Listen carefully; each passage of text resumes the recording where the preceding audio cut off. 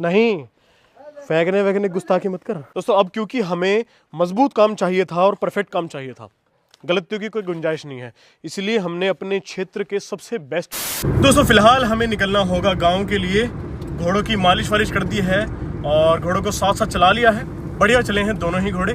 फिलहाल जाकर गांव में देखना है क्योंकि गांव में आज टीन शेड का बहुत सारा सामान आया है। तो अब फाइनली कल से हमारे मिस्त्री साहब उसे फिट करने लग जाएंगे और 5 से 6 दिन में बिल्कुल काम कंप्लीट हो जाएगा हमारे शेड का। तो फटाफट से चलते हैं, हमारी गाड़ी आगे है और मैं एक्चुअली गाड़ी में हूँ और यहाँ पे डाइट ली जा रही है और यहाँ पर खुराक चल रही है वेजिटेरियन वाली।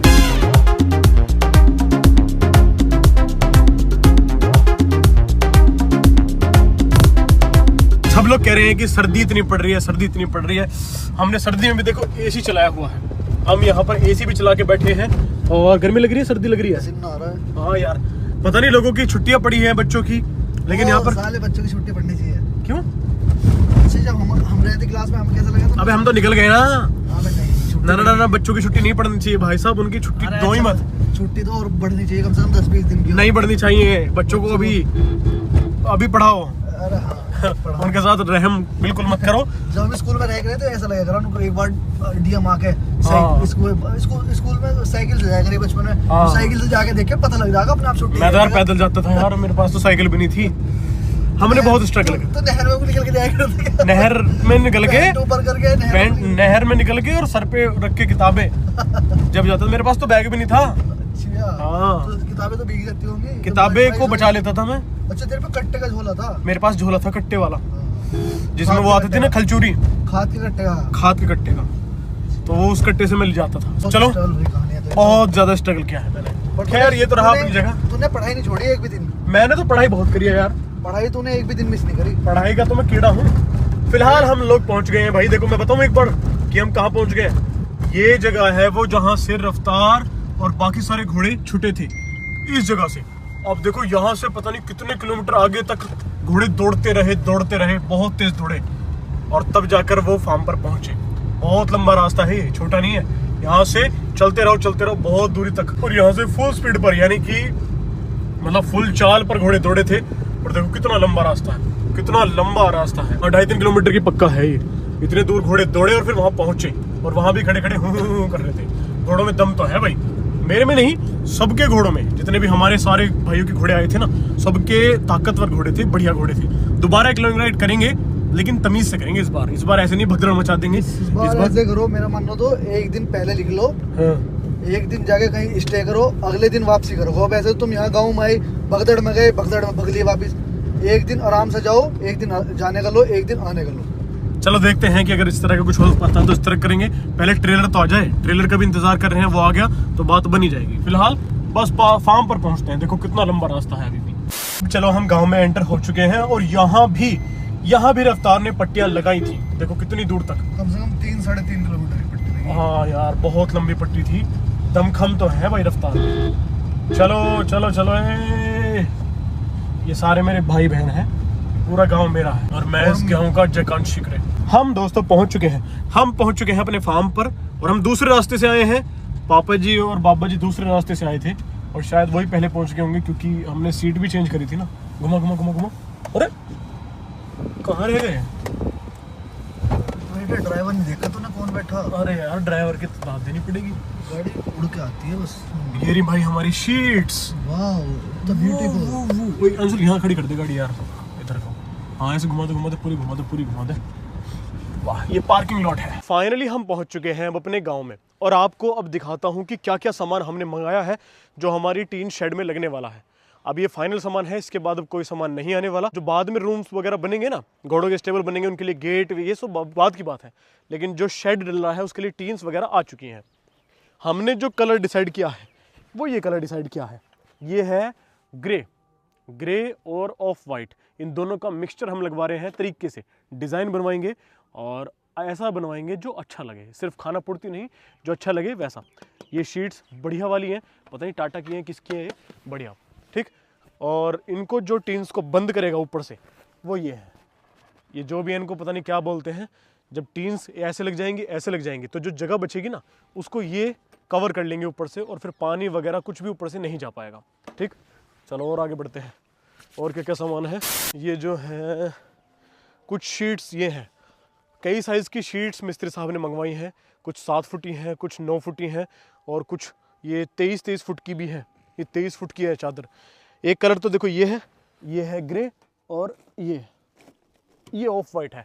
वाइट कलर आपको दिख नहीं पा रहा होगा लेकिन ये ऑफ वाइट है, ठीक। और दूसरी चीज़ क्या है, ये अब कुछ लोगों को समझ में नहीं आएगा कि ये क्या चीज़ है। ये वो तो नहीं है जिसमें एक लड़के को पैक कर देते हैं, ऊपर से डाल देता है जादूगर, फिर उसकी गर्दन वर्दन कट जाती है, वो नहीं है ये है वेंटिलेशन के लिए जो हमने फ़ैन मंगाए हैं।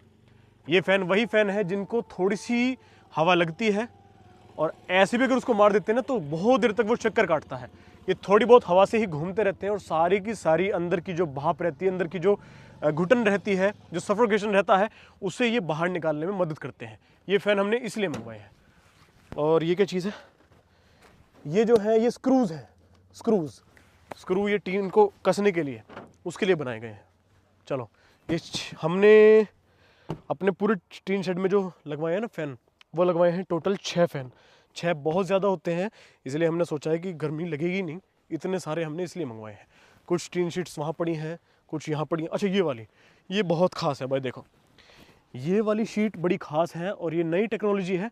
इससे क्या होता है, जो इतना बड़ा हम टीन शेड बनवा रहे हैं उसमें ऐसा भी हो सकता है कि बंद होने के बाद उसमें बहुत ज़्यादा अंधेरा रहे।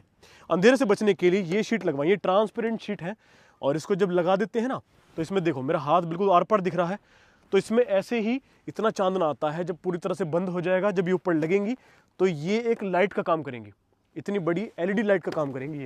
ये हमने मंगवाई है लगभग 10 शायद। चलो और आगे बढ़ते हैं। चलो भाई अब एंट्री करते हैं घोड़ों के स्टेबल्स में। यहाँ से शुरुआत हो चुकी है। पहला रूम ये रहा, दूसरा रूम ये रहा। ये दोनों रूम ऐसे बनते जा रहे हैं, 2 शुरुआत में हैं, 2 फिर ऐसे हैं। अभी तक इस साइड के 7 रूम बन चुके हैं, 7 दूनी 14 रूम टोटल बन रहे हैं और 7 रूम इधर के तैयार हो गए। लेकिन बाद में हमने सोचा कि दीवार सिर्फ इतनी नहीं रहनी चाहिए, ये और ऊपर होगी, तो इधर वाली जो दीवार हो रही हैं वो हमने बहुत हाइट पर करवाई हैं।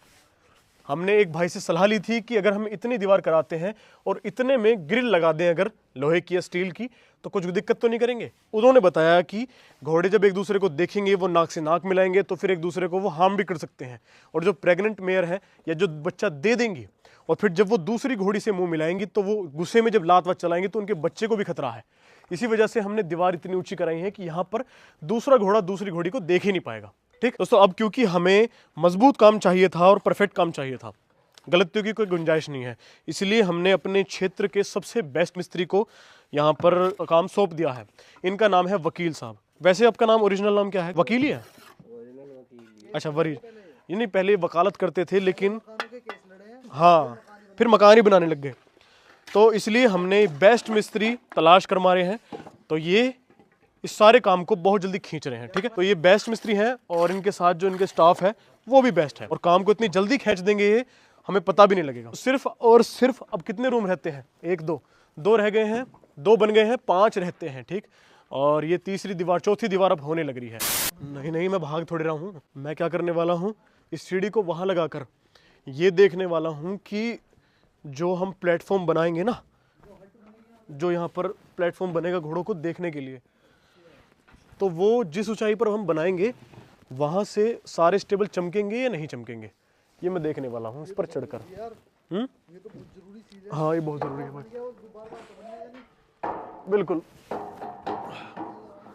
चले भाई चले, रुक और ऊपर जाना पड़ेगा ना भाई, टूटे तो ना आयु। बस घोड़े चमक रहे हैं यार खूब अच्छी तरह से। नहीं, फेंकने वैकने गुस्ताखी मत कर, पागल है क्या?